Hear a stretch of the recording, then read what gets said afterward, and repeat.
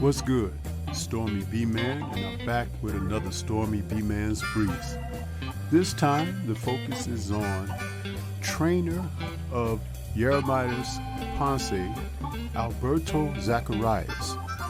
According to an article from Boxing News 24, earlier today, the trainer, Zacharias, said that he was totally in awe of the performance by Shareable Matias.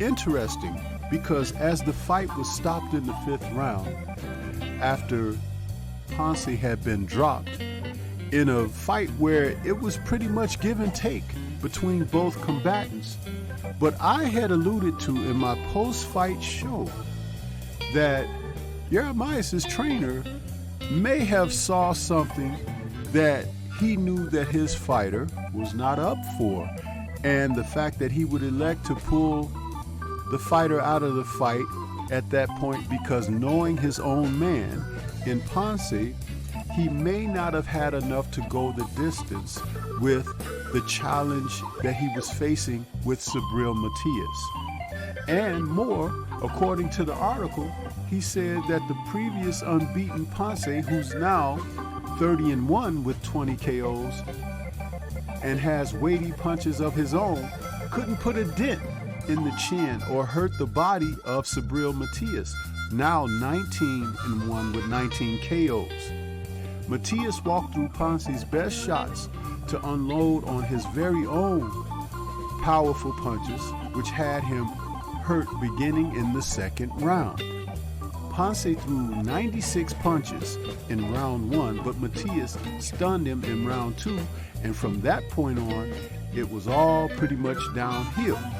Now, I talked about this because I noticed that what was happening with Matias was beginning to place his shots. He knows the pressure points in boxing. Similar, and I made this analogy to a bigger fighter in Artur Beterbiev. These men who are very strong and they understand how to utilize their power, they know exactly where to place their punches, and over a period of time, when they do this, the opponents begin to break down. It doesn't happen very fast.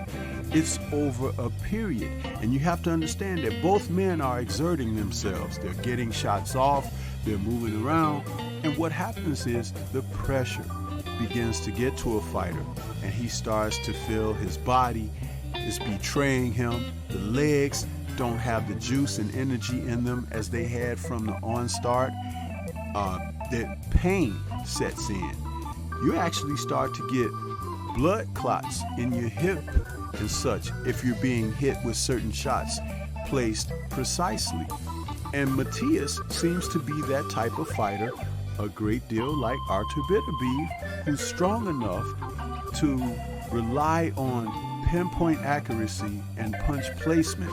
Not so much of just trying to headhunt, hit a guy on the chin and knock him out, but place the punches to the chest, to the rib cage, to the breadbasket, the liver shot, the hip shots sometimes.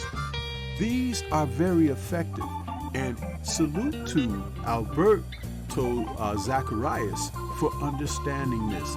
I had stated that he was an older trainer, and not knowing a lot about him, old trainers understand these things. And he said, I stopped the fight because we needed to stop it. Why would I keep risking my fighter? No, sir, no way, he said. And that is something that a lot of trainers today have to learn how to do. But what are your thoughts?